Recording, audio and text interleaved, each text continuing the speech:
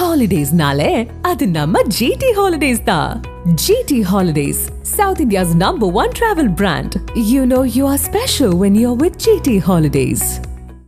வந்தாச்சி ஆடி நம்ம வேலவன் ஸ்டோர்ஸ்ல தொடங்கியாச்சு அட்டகாசமான ஆடி தள்ளுபடி விற்பனை. இப்போது 50% வரை தள்ளுபடி. இன்னும் எதுக்கு வெயிட்டிங்? உடனே வேலவன் ஸ்டோர்ஸ்க்கு வாங்க. ஆஃபர்ல தரமான ஆடைகளை அள்ளிட்டு போங்க.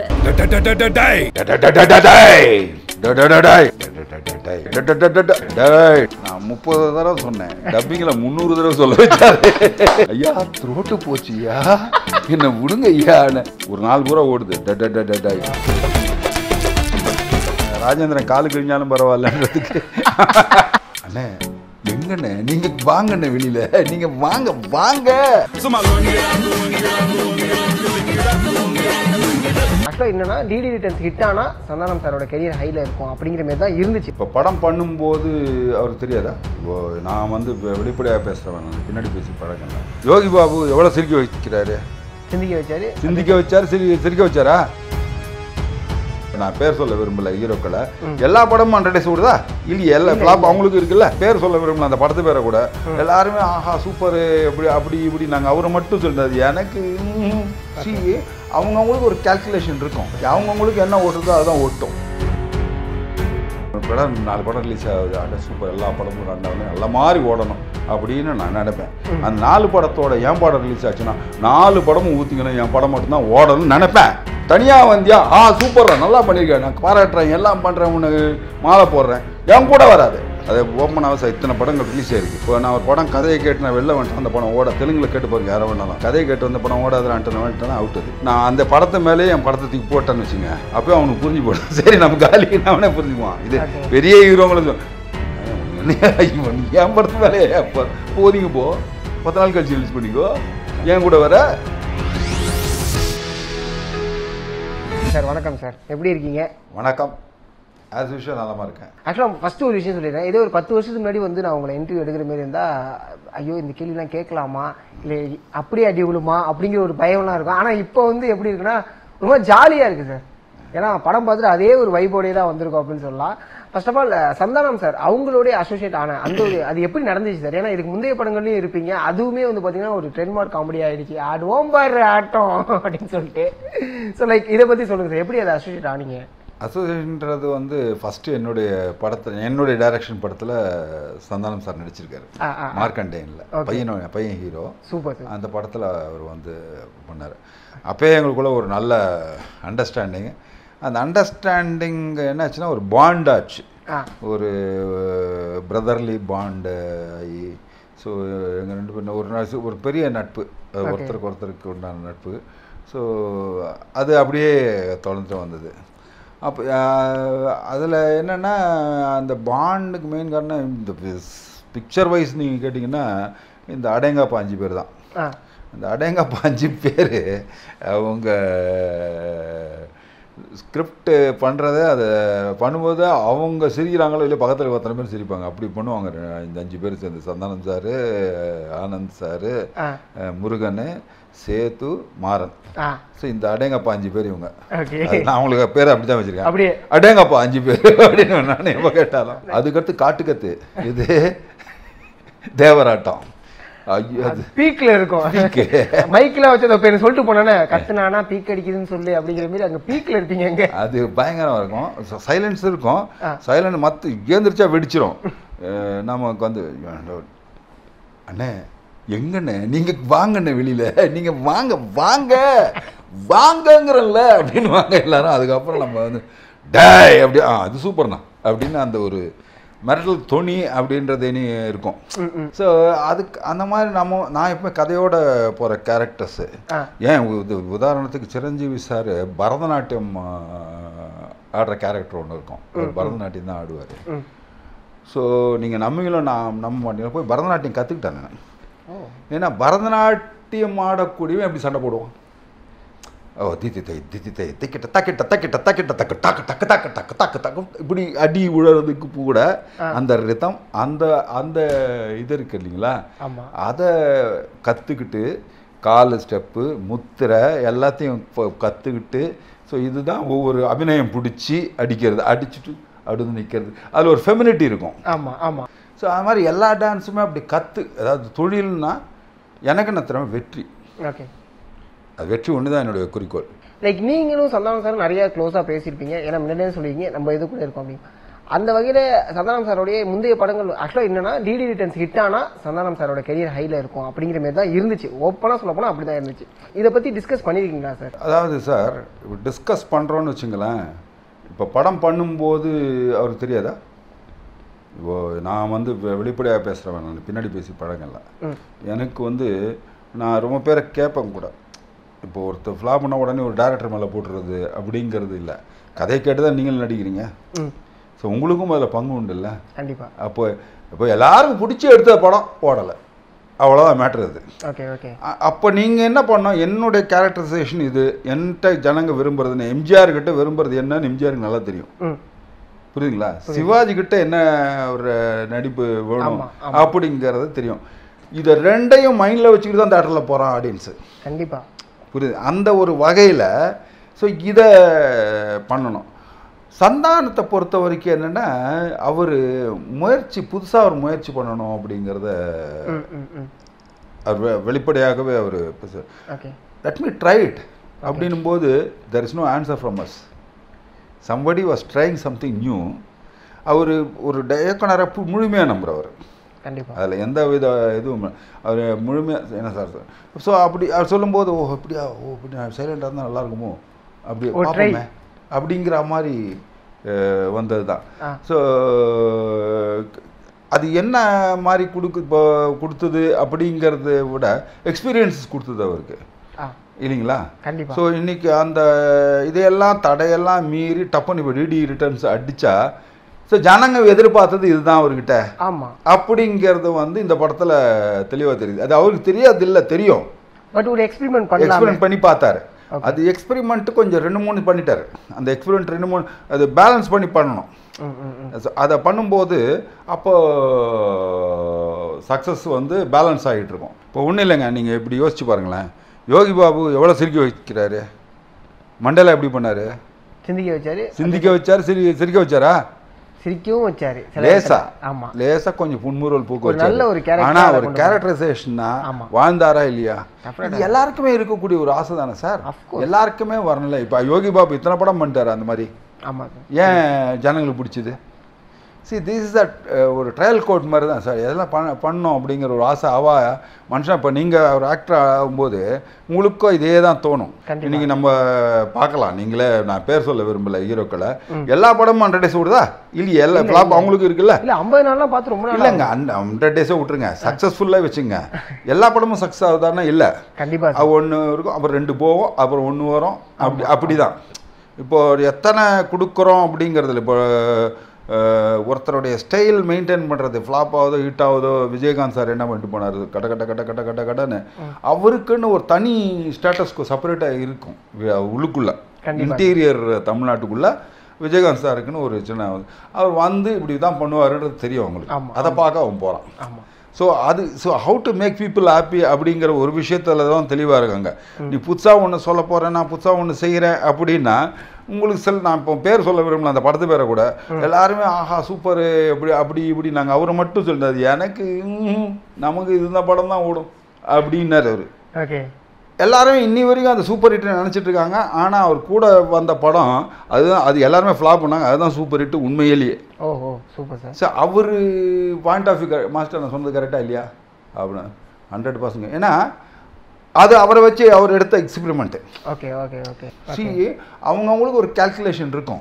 கண்டிப்பாக அவங்கவுங்களுக்கு என்ன ஓட்டுறதோ அதுதான் ஓட்டும். ஆமாம். இப்போ சந்தானம் சாருக்கு என்னென்னா அவருடைய கேப்பபிலிட்டி என்ன அப்படிங்கிற ஒரு விஷயத்தை யோசிச்சு பார்த்தீங்கன்னா, புதுசாக பண்ணணுன்றதுல நான் இப்போ சொன்னல இந்த மாதிரி தான். இந்த தேதி கழிக்கிற அன்றைக்கி நம்ம என்ன தேதி கழித்தோம், அந்த கிழிச்ச தேதியில் நம்ம என்ன கிழித்தோம், அப்படி இதை தான் புதுசாக பண்ணி பார்க்கலாமே அப்படின்னு ஒரு முயற்சி பண்ணி பார்க்கக்கூடிய ஒருத்தர் தான். அது எல்லாருமே நான் இவர் அடிச்சிடணும் அவர் அடிச்சிடணும் அந்த கம்பேரிஷன் ரொம்ப பேர் அவர் மேலே அப்படி போட்டாங்க. ஆமாம், ஏன்னா அதுதான் ரொம்ப பெரிய தப்பு, அவுட் சைடர்ஸ் பண்ண விஷயம் அது. ஓகே, அவர் வாயால் என்னைக்கா சொல்லியிருக்காரு, நான் இந்த படத்தை அடிச்சிடுவேன், இந்த படத்தை அடிச்சிடுவேன் நான் சொல்லியிருக்கேன். நான் படம் பண்ணும்போது அது நான் தான் சொன்னேன், நான் வரும்போது திபுரோட தான் வந்தேன் இண்டஸ்ட்ரிக்கு. எனக்கு அதுக்கு ஒரு பயமே கிடையாது. ஓகே. அதாவது உள்ளுக்குள்ளே வச்சுக்கிட்டு சொல்கிறது இல்லை. இப்போ 4 படம் இப்போ படம் 4 படம் ரிலீஸ் ஆகுது, அட சூப்பர் எல்லா படமும் ரெண்டாவது நல்ல மாதிரி ஓடணும் அப்படின்னு நான் நினைப்பேன். அந்த 4 படத்தோட என் படம் ரிலீஸ் ஆச்சுன்னா 4 படமும் ஊற்றிக்கணும், என் படம் மட்டும்தான் ஓடணும்னு நினைப்பேன். சத்தியமா நினைப்பேன் சார். அந்த படத்தோட என் படம் நல்லா ஓடக்கூடாதுன்னு நினைப்பேன் சார். நான் அந்த படத்தை கூட ஏன் பேசுறீங்க, அது ஓடக்கூடாது, என் படம் மட்டும்தான் ஓடணும்னு நினைப்பேன். இது எல்லாருக்கும் இருக்கிற சுயநலம். ஓகே. சுயநலம் இல்லாத ஒரு மனிதனே கிடையாது. சுயநலத்திலேயே ஒரு பொதுநலம் இருக்கலாமே சார். ஏங்க உங்களுக்கு சுயநலம் இல்லைன்னு உங்களால் சொல்ல முடியுமா? சுயநலத்திலேயும் பொதுநலம் இருக்கலாமே. என்ன பொதுநலம் எப்படி சார்? எனக்கு மூக்கு இருக்கு, உங்களுக்கும் இருக்கு, எல்லாருக்கும் இருக்கு. நீங்கள் என்ன பண்ணுறோம், அருமையான ஒரு சென்ட் ஸ்மெல்லோ ஒரு நல்ல ஒரு வாசனை தெரியும் வந்தால் ஆஹா ஃபஸ்ட்டு எது சுவாசிக்குது? இந்த மூக்கு தானே. ஆமாம். அதை ஃபஸ்ட்டு சூப்பர்னு சொல்கிறது இதுதானே. அதையே ஒரு சாணியோ எதையோ மிரிச்சா ஏன் சுயநலம் தானே, இது நல்லா இருக்குன்னு சொல்ல வேண்டியதானே இந்த மூக்கு? சொல்லுமா? சொல்லாது. இது எல்லாம் மறைக்கிறது தான். முக்காலத்தில் இப்போ முன்னாடி போனீங்கன்னா பூஜை அன்னைக்கு போய் வெளி ஹீரோலாம் வந்து தேங்காய் உடைப்பாங்க. நான் அப்போ அந்த ஹீரோங்களை பார்த்து கேட்பேன், சத்தியமாக சொல்லு இந்த படம் ஒன்று உடைச்சா அப்படின்னு கேட்பேன் நான். கேட்பேன் சார்.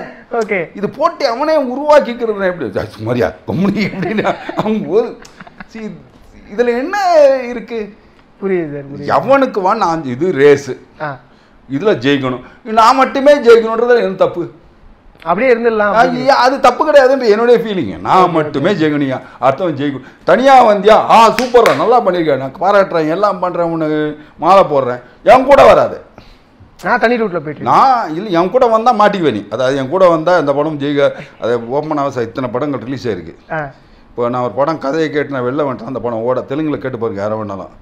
கதையை கேட்டு வந்த படம் ஓடாதுன்ட்டு நான் வந்துட்டேன்னா அவுட். அது நான் அந்த படத்தை மேலே என் படத்தை தூக்கி போட்டேன்னு வச்சுங்க, அப்போ அவனுக்கு புரிஞ்சு போடுறேன். சரி நம்ம காலி அவனே புரிஞ்சுக்குவான். இது பெரிய ஹீரோங்களும் உனக்கு என்ன நீ என் படத்து மேலே அப்போ ஒதுங்க போ, 10 நாள் கழிச்சு ரிலீஸ் பண்ணிக்கோ, ஏன் கூட வர இப்படியே ஓப்பனாக தான் கேப் டிவிலே சொல்லுவேங்க. எனக்கு ஒன்றும் பயம் கிடையாது அதில். ஏன்னு கேட்டால் என்ன மாதிரி உணர்வு உனக்கு வரணும். எனக்கு அந்த திமிர் எப்படி வருது? அதுக்காக உழைக்கிறேன், கடுமையாக உழைக்கிறேன், யோசிக்கிறேன், கதையை பார்க்குறேன், கதை பின்னாடியே போகிறேன். அந்த டேரக்டர் எங்கே போகிறா அவர் பின்னாடியே போகிறேன், போய் அந்த கதையை உள்வாங்கிக்கிறேன், கொஞ்சம் நான் வெளியில் தெரியுற மாதிரி பண்ணுறேன், இங்கே போகிறேன், அந்த கதை பின்னாடியே போய் அடித்து துவம்சம் பண்ணிடுறேன். இதுதான் என்னுடைய சக்ஸஸ்ஃபுல்லுக்கு உண்டான ஒரு பெரிய விஷயம். இது எல்லாருக்கு மைண்ட்லேயும் இருக்கும். நான் ஜெயிக்கணுங்கிறதுல தப்பே கிடையாது. இப்போ என்ன மாதிரி ஆட்கள் இருக்கு, அது நான் பற்றி சொல்ல வேண்டியதில்லை. அது நான் மட்டும்தான் ஜெயிக்கணுன்றது வேற. ஆனால் நான் ஜெயிக்கணுன்றது எல்லார் மைண்ட்லேயும் இருக்கிற ஒரு விஷயம். ஆமாம், எல்லாருமே சொன்ன வார்த்தைனா அப்பா நாங்கள் எதிர்பார்த்த சந்தானம் வந்துட்டாருப்பா அப்படிங்கிறதா இருந்துச்சு. எங்கள் சந்தானம் வந்துட்டாருப்பா. ஆமாம் ஆமாம். ஏன் அப்படின்னா அது ரொம்ப மிஸ் பண்ணாங்க. ஏன்னா நீங்கள் ரொம்ப சிம்பிள் சார். சந்தானம் சார் இருந்த பீரியட்ல வந்து பாத்தீங்கன்னா எந்த காமெடி ஒண்ணுமே பெருசா வெளில தெரியலன்னு வச்சுங்களேன். ஏன்னா அவருடைய எந்த படம் வந்து ஹிட் ஆகுது. நான் ஒன்று கேட்குறேங்க, இப்போ சந்தானம் சார் வரிசையா இதே பண்ணிட்டு இருக்காருன்னு வச்சுங்க, ஏன் வேற வீடுக்கு தெரியாது அவருக்கு, வேற எதாவது பண்ண மாட்டாரா, இதே தான் பண்ணி இருப்பாரா, அதையும் கேட்பீங்கல்ல, புரியுதுங்களா? அதுக்காக தான் அவர் கொடுப்பு அந்த மாதிரி ஒன்று கொடுத்தாதான் அப்படி வரும் ஹிட்டு. ஓகே. ஹியூமர்ன்றது ஆக்சுவலாக இது சந்தானம் சாருக்கு நல்லா தெரியும். வந்து பேசும்போது நல்ல ஹியூமராக பேசிட்டு இருப்பேன். ஸோ யாருக்கு எல்லாம் ரொம்ப சீரியஸாக இருக்கும்போது கூட நான் சீரியஸில் கூட நான் சீரியஸாக பேசுவேன், அது எல்லோரும் சிரிப்பாங்க, அப்படி இருக்கும். ஸோ அந்த மாதிரி ஒரு இது இருக்கும். அப்படி இருக்கும்போது தான் அந்த இனிமை பிடித்தான். ஸோ அதுக்கப்புறம் இந்த படம் வந்து கதை சொல்லும்போது இப்போ வந்து உண்மையை சொல்லி ஆகணும். எப்படி உண்மையை சொல்ல கதை சொல்லும்போது எல்லாம் சரி இதுக்கு உண்மையிலேயே என்ன தான் கேட்க வந்தியா இல்லை கிண்டல் பண்ணுறியான்ற மாதிரி கேட்டால் வர. இல்லை மாஸ்டர் நீங்கள் தான் பண்ணும் மாஸ்டர், நான் பண்ணால் என்னங்க சரியாக வராதுங்க இது, ஏன்னா வேறு மாதிரி பார்த்துருக்கேன் ஜனங்க, உன்கிட்ட கொண்டு போய் நான் இந்த எண்ணெய் இப்படி இப்போ கொண்டாந்தா எப்படி வரும் மாஸ்டர், நீங்கள் பண்ணி பாருங்கள் மாஸ்டர், நீங்கள் பாருங்கள் ஸ்பாட்டுக்கு வாங்க, நீங்கள் பாருங்கள் பிடிக்கலாம் நீங்கள் சொல்லுங்கள் அப்படின்னாரு. இல்லை பண்ணுறது சரி வாங்க அப்படின்னு போயாச்சு. போனால் எனக்கு கின்ஸ்லி பையன். ஆமாம், என்ன கின்ஸ்லி பையனா, இது என்னது, எந்த இதுக்கு என்ன எனக்கு கன்ஃபியூஷன் ஜாஸ்தி ஆச்சு. ஓகே. அப்புறம் கின்ஸ்லி பண்ணுற இதில் ஒரு இரிட்டேஷன், இதில் மெயினாக ஒர்க் அவுட் ஆனது ஆக்சுவலி நான் உள்ள இரிட்டேஷனில் இருக்கேன். இதில் பாட்லேயே. ஆமாம், இரிட்டேஷன் என்ன இந்த கேரக்டரு நம்ம போய் காமெடி நம்ம பண்ணிட்டா நல்லா இருக்குமா, இந்த இரிட்டேஷன் ஓடிட்டு இருக்கு. ஓகே, மண்டபுள்ள அது வந்து அவன் இட்லி கேட்குற தோசை கேட்குற அந்த இரிட்டேஷனுக்கு மேட்ச் ஆகி போச்சு. அது ஓகே, அதனால தான் ரொம்ப ரியலாக இருந்துச்சு, ரொம்ப ரியலிஸ்டிக் எக்ஸ்பிரஷன் சார் எல்லாமே. ஸோ அந்த மாதிரி வந்து ஒரு 2 நாள் 3 நாளில் சரி ஓகே நம்ம பண்ண வேண்டியது பண்ணிட்டோம், நீங்கள் என்ன சொன்னாலும் செஞ்சிடறேன் சாமி, எனக்கு மாத்திரம் உடன்பாடு கிடையாது, நீங்கள் என்ன வேணாலும் சொல்லு, இது மாத்திரம் அடிக்கடி சொல்லிகிட்டே இருப்பேன் ரிலீஸ் வரைக்கும். ஆமாம் சார். சொல்லி சொல்லி சொல்லி சொல்லி அப்புறம் சீன்ஸ் ஆக்ட் பண்ணுறது ஆமாம் இது சார் தில்லு படத்தில் சொன்னேன் சார் அது. ஆமாம் எங்கிட்டே வாடா அப்படிங்கிறத நான் அங்கே சொன்னேன். அந்த டை எங்கே கொண்டாந்து வச்சார், வச்சுட்டு இது சொல்லணும் மாஸ்டர், ஒரு தடவை சொல்லிட்டு போயிடுவோன்னு சொன்னேன்.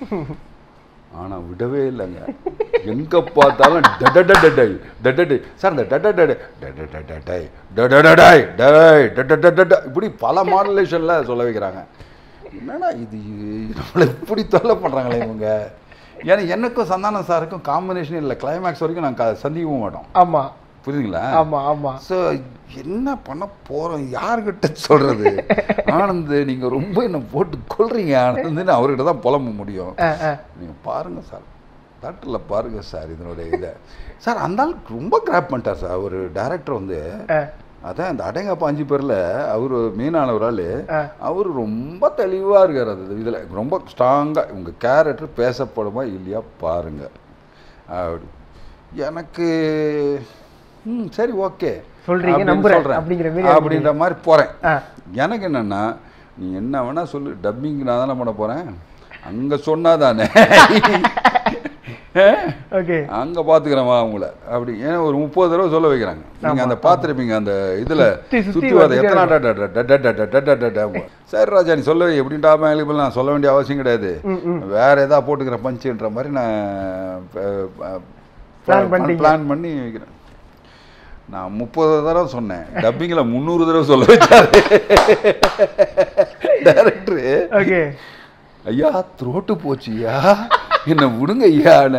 இல்லை மாஸ்டர் இது ஒன்று பண்ணல மாஸ்டர் இந்த இந்த இந்த ஒரு பஞ்சை படிலாம் ஒரு பஞ்சுன்னா அது ஒரு 30 தடவை சொல்லுவேன்.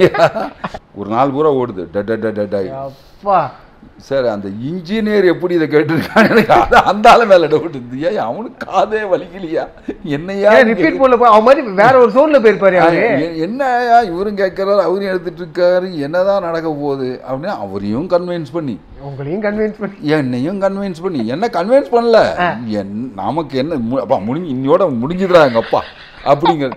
எனக்கு இப்போ இவ்வளவு நல்ல பேர் இந்த வீடியோ ரிட்டர்ன்ஸில் இத்தனை பேர் ப்ரெஷ் ஷோலேருந்து ப்ரெஸ்ஸு ஒட்டுமொத்தமாக என்கிட்ட பேசுகிறாங்க, எல்லாரும் வாழ்த்துறாங்க, மனசறிஞ்சு வாழ்த்துறாங்க, ஜனங்க வாழ்த்துறாங்க. பப்ளிக் வந்து ஓப்பனாக அந்த மைக்கு பிடிச்சிட்டு பேசுறது தான் நீங்கள் கேட்டிருப்பீங்க. மைக்கு பிடிக்காதவங்க ஃபோன் பண்ணி பேசுகிறாங்க. எப்படி நம்பர் வாங்கினாங்கன்னு கூட தெரியல. பேசி ஐயா கலகி விட்டீங்க ஐயா, ஐயா உங்கள் பேர் என்னய்யா அட்டட்டட்டட்டையா அப்படிங்கிறான். பேரு நல்ல வேற மாத்தியே விட்டுரு, பேரையே மாத்திட்டீங்களா? மாத்திர போறாங்க சார் வெப்சீரிஸ்ல அப்படியே அட்டட்டே விஜய்னு வந்துட போகுது.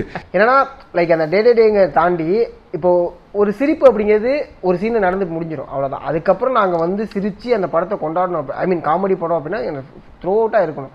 கிளைமேக்ஸ் வரைக்கும் அதை கொண்டு போய் நிப்பாட்டுறது. இப்போ ஃபர்ஸ்ட் உங்களுக்கு இன்ட்ரோல உங்களை எங்கே பிரேக் பண்ணியிருப்பாங்கன்னா என்ன ஏன்டா ராங் என்ட்ரின்னு சொல்லி அடிக்கிற அதை மட்டும் கேட்டு சொல்லிட்டா அதில் பிளாஸ்ட் ஆனோம். அதுக்கப்புறம் இது கடைசியாக யூடியூப் அது வந்து நான் அதாவது இந்த இடத்துல இதுதான் நடக்க போதுன்னு எதிர்பார்க்கல.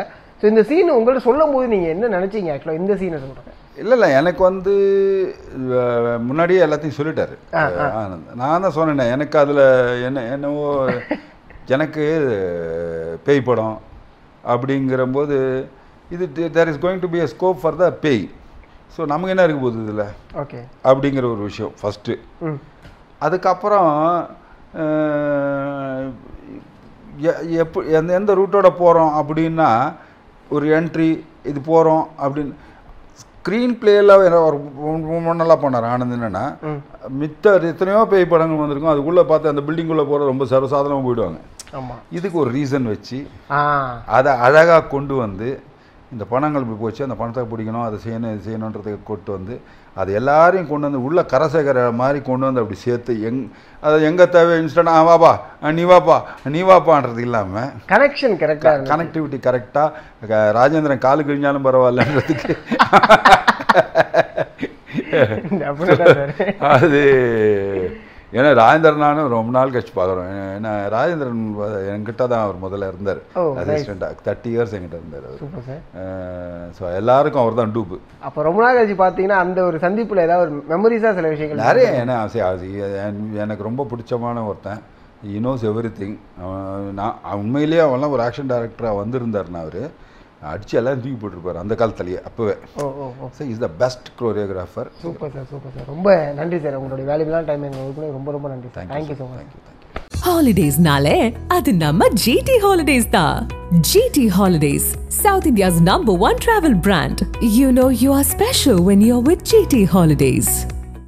வந்தாச்சு ஆடி நம்ம வேலவன் ஸ்டோர்ஸ்ல தொடங்கியாச்சு அட்டகாசமான ஆடி தள்ளுபடி விற்பனை. இப்போது 50% வரை தள்ளுபடி. இன்னும் எதுக்கு வெயிட்டிங்? உடனே வேலவன் ஸ்டோர்ஸ்க்கு வாங்க. ஆஃபர்ல தரமான ஆடைகளை அள்ளிட்டு போங்க.